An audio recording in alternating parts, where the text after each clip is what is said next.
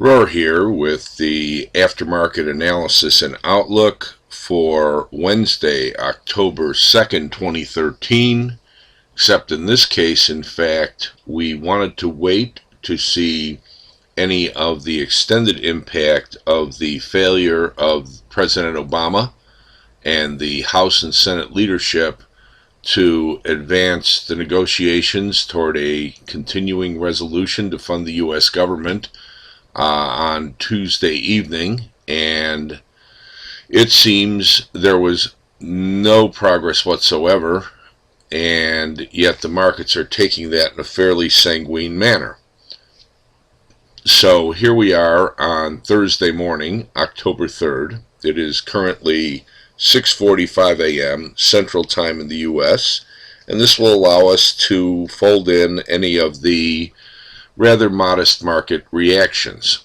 And while the regular trading hours, short-term charts for the S&P, have of course not updated yet, we can tell you that in the immediate wake of that failure yesterday evening, the electronic trading left the market back down right at yesterday's day session low at 1673.50.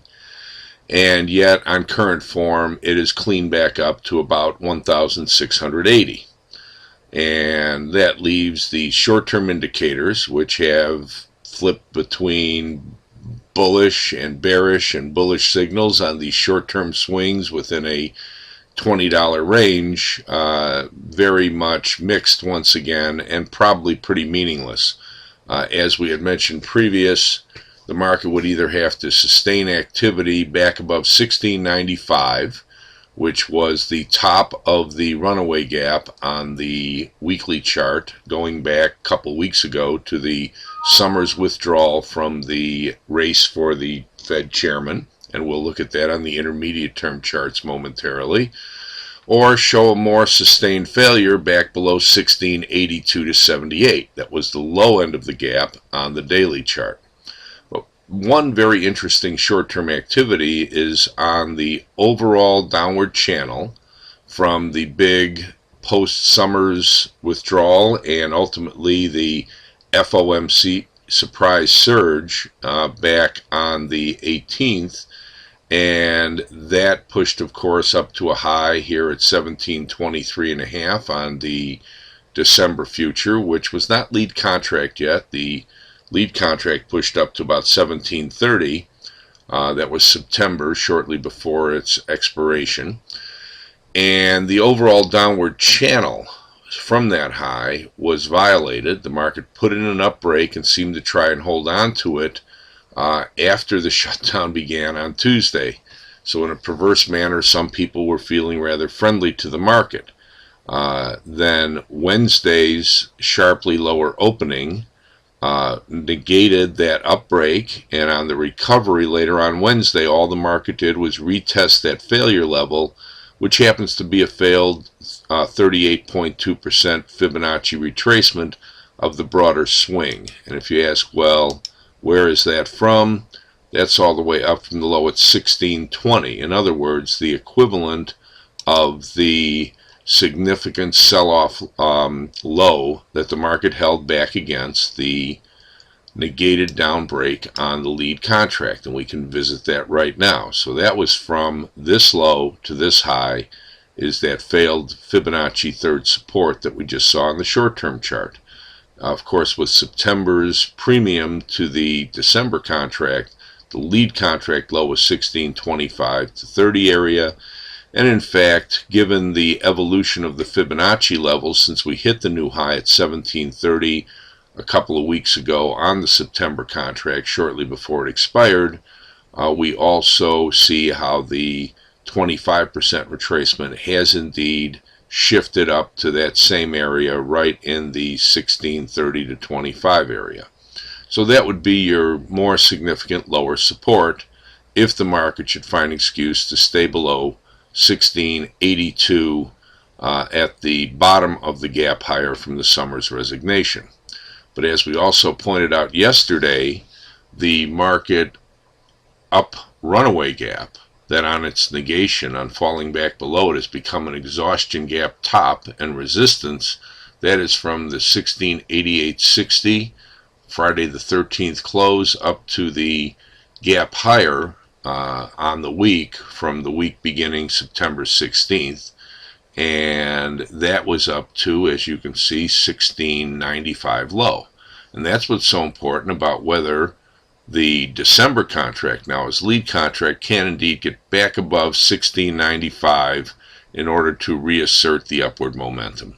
And that would also then have a lot to do with whether it can reassert an upward signal on the daily MACD, where the weekly MACD started the base out but is still down nominally.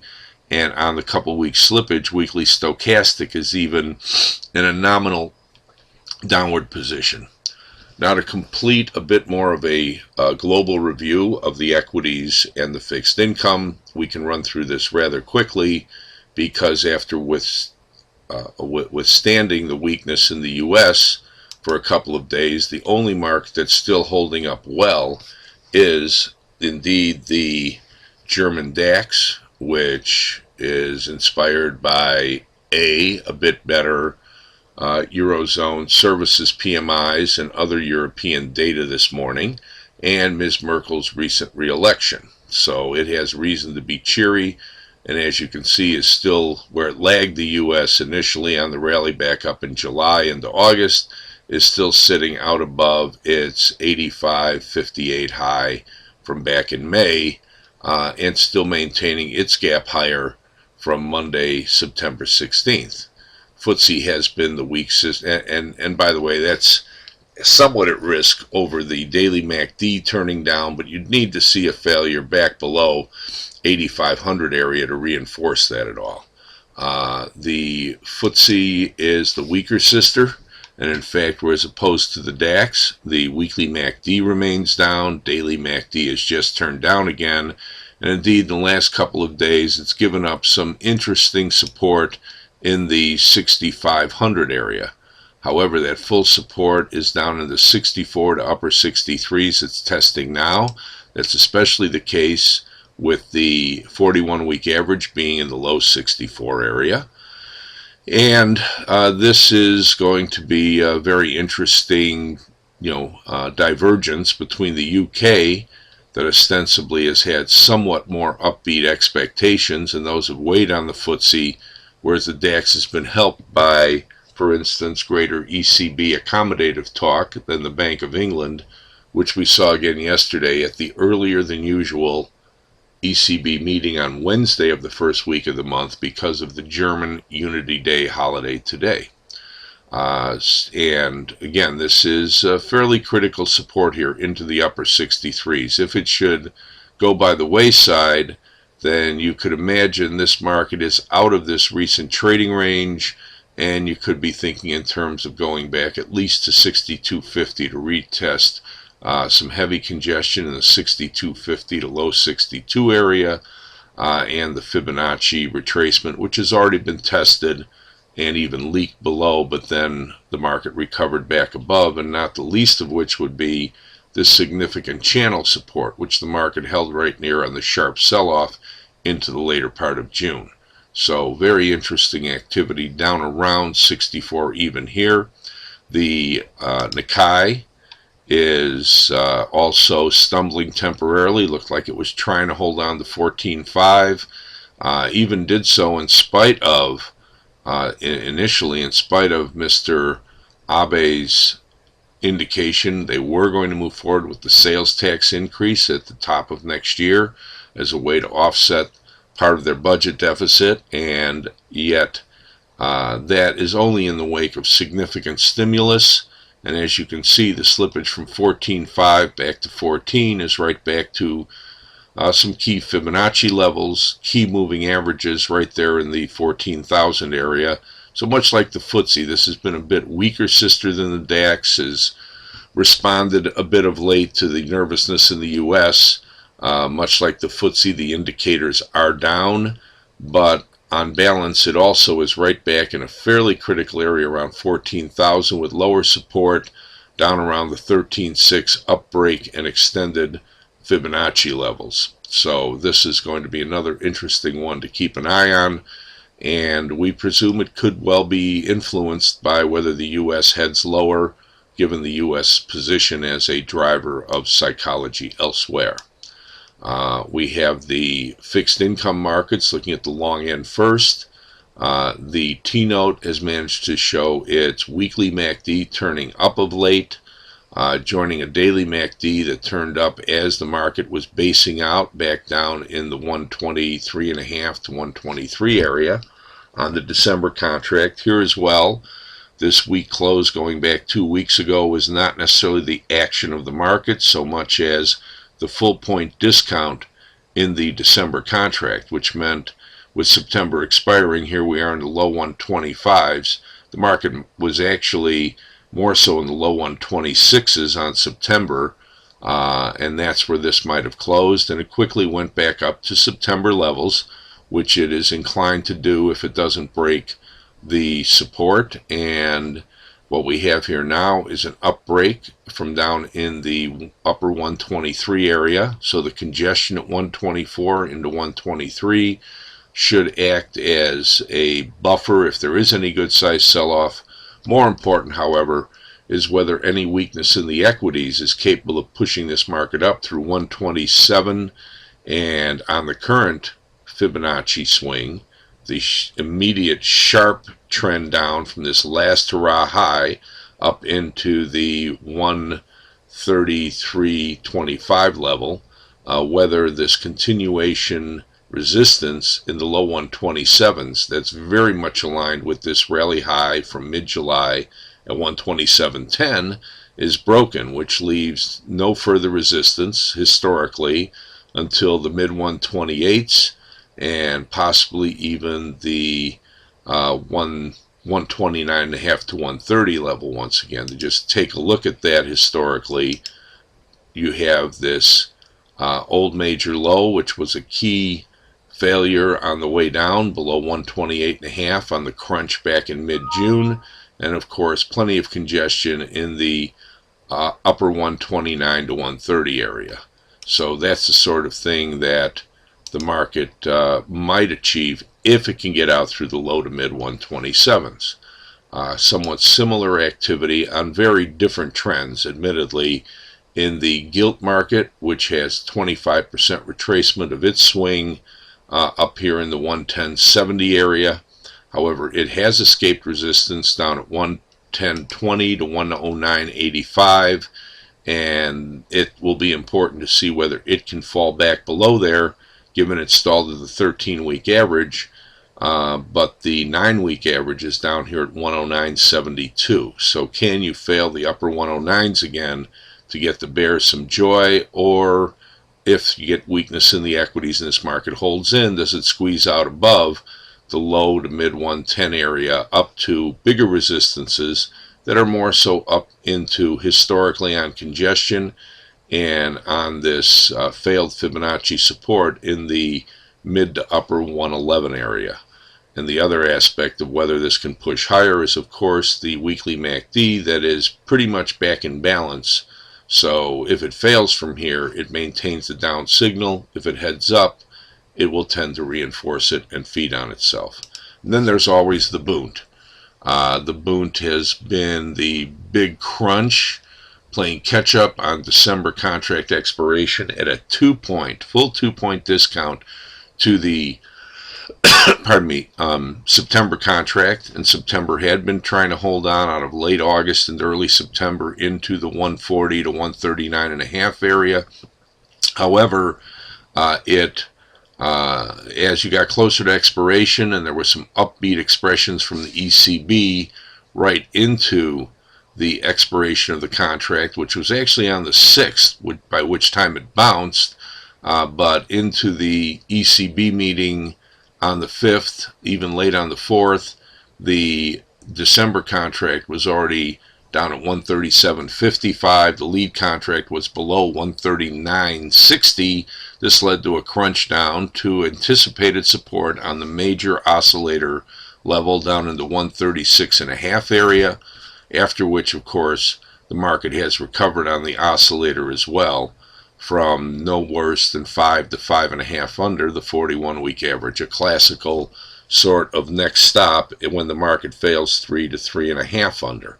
Now we're back up to just about 3 to 3.5 under, and whether it can escape in a more meaningful way 140.10 to 30 resistance, which it did manage to close above on the end of the month and the start of this week on September 30th, is very important, because if it can, even with the 13-week average in the upper 140 area, the downward channel is not until 141.30, and historically 141 even to 141.30 is a fairly major Fibonacci resistance level. Fairly major congestion level. Historically, it's been the split support between the more critical 140 to upper 139, but with interim levels that could be readily seen about 141 to 141.30 throughout the broad trading phase since mid-2012, prior to the more sustained failure out of August into September of this year. Here, because of the debacle out of August into September, weekly MACD remains clearly down, but daily MACD is still up. It has a bit of tolerance, and in that case we note the 139 even up break, which is interesting because that's typically a more minor interim congestion level, but based on recent activity on the congestion and this up break, it's a bit more important moving forward here. If the market were to fail 138.70 again, it might be back in some real trouble for a bigger move back down, maybe not to a new low, but to retest bigger lower supports that could be down in the mid to low 137s. And last but by no means least are the short money forwards, beginning with the U.S., the place where you're having the most QE, most accommodative consideration, and most trouble potentially with the economy based on the current shutdown. Not surprising, it ultimately got through the significant Fibonacci 2/3 of the entire swing down on the contract from the May high to the major low back down here on the low into early September. And what we have is that 99.15 area now turned into significant support, tracking though the broadest channel resistance and the historic congestion. It'd be reasonable by somewhere up into about 99.35 or so, or maybe even somewhat below it, the market's going to run into more significant, again, congestion and ultimate trend channel resistance. The short sterling has been more challenged due to upbeat sentiment from the Bank of England, and also in spite of the strong performance of the British pound, it's just looking like there's less accommodative mentality there. Note how, as opposed to knocking out its Fibonacci 2/3 as the note did, it only made it up to about a halfway retracement up here just below 99. It's back under a bit of pressure. However, it also has some very good congestion support on recent trading down at about 98.86, much below which it might be ready to revisit lower congestion levels. Our guess would be maybe even something on the order of 98.70 to mid-60s. So this is an important turning point. And especially, again, watching this low at 98.85, because anything much below it might also turn daily MACD back down. And once again, last but by no means least on the short money is the Euribor, that has also been very strong, but is, much like the short sterling, not as strong for all the obvious reasons, especially with the better data coming in from Europe later this week than what we saw early in the week. More so stalling against its Fibonacci 2/3, but with key daily averages and Fibonacci levels anywhere down to about 99.25. So it also has a good bit of slack below the market. Pardon me. You'll notice the way in which 99.25 is also a very good bit of historic congestion, so much below it. At the very least, we'd expect to see the market retest the congestion and the up break down around the 99.13 area, and that to have a tolerance down to the congestion and Fibonacci levels below it around 99.10 to 08. So on balance, the govies are waning just a bit in the wake of the less than disastrous response of the equities to the U.S. Budget conundrum and current shutdown. It would seem that the intractable positions might speak of something that will become more critical into the far more important and ultimately destructive debt ceiling debate if that does not proceed in a more upbeat and compromising manner than what we've seen on the continuing resolution to fund the U.S. government.